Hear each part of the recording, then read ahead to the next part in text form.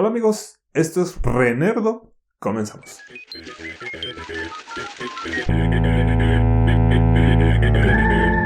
En el video de hoy, 20 datos increíbles que no sabías sobre el universo cinematográfico de Marvel, o mejor conocido como el USM.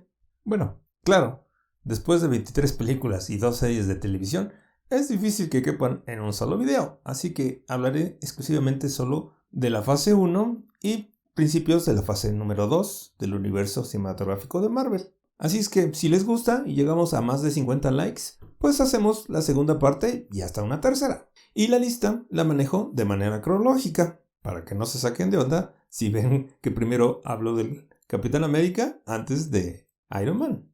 Comenzamos. Número 20. La película del Capitán América, el primer Vengador, empezó a gestarse en el año de 1997. ¿Acaso no lo viste venir? Bueno, sí, al menos el primer borrador de la historia de la película. Y en el año 2000 se unen junto con Artisan Entertainment para recabar fondos para financiar el filme. Pero desafortunadamente no pudo ser porque salió una demanda contra Marvel Comics por los derechos del personaje, lo cual se resolvió hasta el año 2003. Y así se quedó un poco en el olvido hasta el año 2005, donde por fin retomaron el proyecto. Pero, como todos sabemos, al final de cuentas se estrenó hasta el 2011. Así que tomó bastante tiempo desde el 1997 hasta 2011 en estrenarse esta primera película del Capitán América. Número 19. ¿Sabías que Chris Evans y Sebastian Stan, mejor conocidos en sus papeles como Steve Rogers y Bucky, miden exactamente lo mismo? Imposible. 1,83 centímetros. Aunque en la primera película, Bucky se veía mucho más grande que Steve Rogers. Y también un dato curioso es que Chris Evans rechazó 3 veces el papel de Capitán América. ¿Por qué? ¿Por qué? ¿Por qué? Porque decía que era mucha responsabilidad o que iban a hacer muchos filmes porque el contrato era de 9 películas. Como que la verdad no tenía mucha confianza de que fueran a pegar todas las películas de Marvel, la verdad. Pero fue gracias a Robert Downey Jr. y a Scarlett Johansson que lo convencieron de tomar el papel del Capitán América. Afortunadamente para nosotros, claro. Número 18. La película de la Capitana Marvel puede presumir de ser el primer filme protagonizado por una mujer en el universo de Marvel. Tanto así que el filme se estrenó el 8 de marzo, precisamente el Día Internacional de la Mujer. Número 17. Dado que Brie Larson, actriz que interpreta a Carol Danvers, mejor conocida como Capitana Marvel, tenía alergia a los gatos, en los momentos en que aparece Gus, el gato que aparece en la película, tuvieron que utilizar marionetas y CGI para hacer las escenas donde aparecía junto con el gato. Además de usar a 4 gatos diferentes llamados Rizzo, Riggy, Gonzo y Archie, que aparecieron en las otras escenas en donde no estaba la actriz principal, obviamente, en este caso Brie Larson. Número 16. Como todos sabemos, Tony Stark fue inspirado en el millonario empresario y magnate Howard Hughes, cuando se creó por Stan Lee. Pero en la actualidad, Robert Downey Jr. se inspiró en el multimillonario y excéntrico CEO de Tesla Motors y de SpaceX, el famoso Elon Musk, como referencia para darle vida a Tony Stark en la primera película de Iron Man, o El Hombre de Hierro, como se dice en español. Número 15. Pese al éxito que cosechó en taquilla la adaptación de Iron Man, la primera película, ¡Cállese y tome mi dinero! fue una gran pesadilla para los ejecutivos de Marvel, porque se ofrecieron a más de 30 personas que pudieran escribir el guión y realmente nadie lo quería hacer, porque todos los escritores decían que este personaje no iba a pegar, que era muy oscuro y que realmente nadie iba a empatizar con este personaje. Son basura. Basura. Basura. O sea que en pocas palabras se equivocaron rotundamente. Número 14. El compositor y director de orquesta Job Denny confesó que realmente hizo la banda sonora de Iron Man 2 en 4 días. ¿Qué? ¿Por Ahora sí que, con razón. La verdad es que no es la mejorcita banda sonora de todas las películas de Marvel. Ya entendemos por qué. Número 13. Debido a la fuerte presencia militar en Iron Man 2, el equipo de producción pidió permiso al Departamento de Defensa de los Estados Unidos para poder acceder a diseños de vehículos y otros prototipos. Así es que tuvieron que proporcionar el guión al Departamento de Defensa para que le diera el visto bueno y la aprobación para que se realizara el filme. Número 12. La actriz Emily Blunt estuvo a punto de ser la Viuda Negra, o mejor conocida como Black Widow, pero tuvo que rechazar la oferta dado que estaba en otro rodaje en la película de los viajes de Gulliver. Y gracias a eso tenemos a Scarlett Johansson en el papel de la Viuda Negra. Número 11. El reconocido director de animación Genndy Tartakovsky, creador de las series animadas de El Laboratorio de Dexter, Las Chicas Superpoderosas y Samurai Jack, fue encargado de realizar el guión gráfico, o mejor conocido como storyboard, para las escenas de acción de Iron Man 2. La verdad, un verdadero lujo. Número 10. El cartel de la película El Increíble Hulk del 2008 es un homenaje al cómic número 50 de Amazing Spider-Man, donde se muestra en la portada a Peter Parker, todo cabizbajo, y al fondo se ve el Hombre Araña. Así que lo repitieron en el caso del póster con Bruce Banner y Hulk, que la verdad no veo para qué, porque si eres fan de Hulk, no tiene nada que ver. Ahora, si eres fan del Hombre Araña, pues sí está cool, ¿no? ¡No le pagues y ponlo en la portada! Número 9.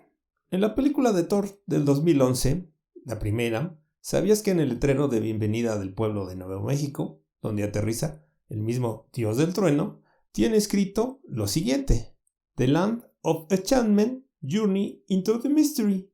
Ahora sí que, perdón mi inglés, pero es un guiño al cómic Journey into the Mystery, volumen 1, número 83, de 1962, que es precisamente la primera aparición del dios del trueno, Thor. Número 8. En la escena en que Thor recupera el martillo, restableciéndose completamente de sus heridas, rodeado de múltiples rayos, rinde un homenaje a la serie animada de He-Man, los Amos del Universo, cuando el príncipe Adam se transforma en He-Man y obtiene el poder. Bueno, eso dicen lo de Marvel, porque yo realmente no recuerdo haber visto esa referencia, pero me voy a fijar. Número 7. En la película de Los Vengadores del 2012, los personajes tienen un metraje más o menos parecido, excepto un personaje, que ya se imaginarán a quién me refiero, ¿verdad? Pero vamos a los números. El Capitán América sale 37 minutos y 42 segundos.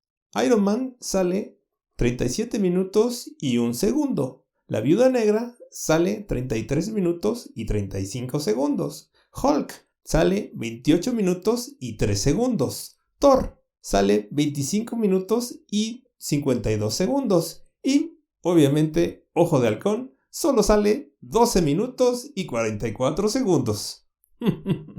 Ahí se ve realmente que nadie quiere a Ojo de Halcón. Número 6. El actor Jeremy Renner, precisamente quien interpreta a Ojo de Halcón, o mejor conocido como Hawkeye, estuvo entrenándose con arqueros olímpicos para este papel. O sea que para que vean que realmente sí le echó ganitas. Pese a que él es zurdo, tuvo que prepararse en disparar con ambas manos, porque Ojo de Halcón es ambidiestro. Buen dato, ¿no? Esta información vale millones. Número 5. Al inicio de la película Iron Man 3 del 2013, Robert Downey Jr. golpea a un muñeco de madera mediante técnicas de arte marcial llamado Wing Chun, gracias a las enseñanzas del Sifu Eric Oram, precisamente quien fue de gran ayuda para superar las adicciones al alcohol y a las sustancias del actor Robbie Downey Jr., precisamente casi igual como le pasaba a Tony Stark con el alcoholismo. Ahora sí que hasta en eso se parecen.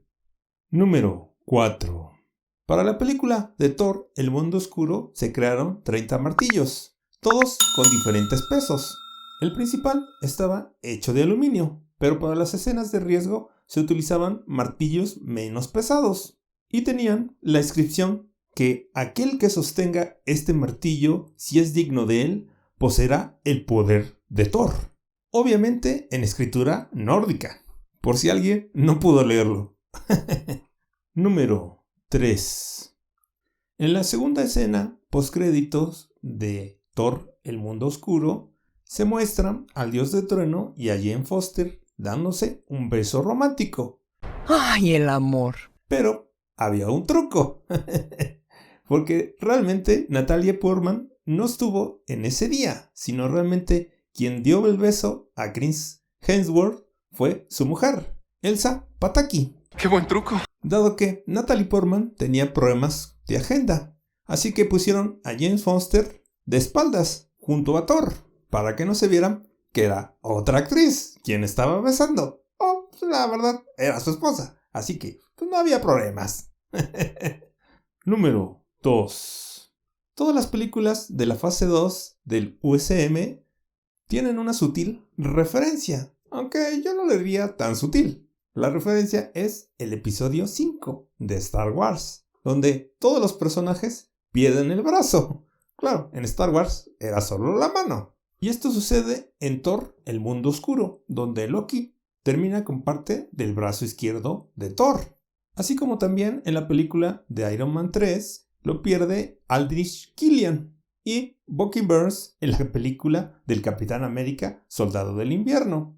Mientras que en la película de Guardianes de la Galaxia lo hace Groot. Y Ulysses Klaue en la película de los Vengadores era de Ultron. Y Yellow Jacket en la película de Ant-Man. Por eso les digo que realmente no son tan sutiles estas referencias.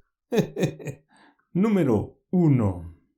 Al principio de la película Capitán América y el Soldado del Invierno del 2014, Steve Rogers tiene una lista de cosas por hacer y datos referentes a la cultura del siglo XXI.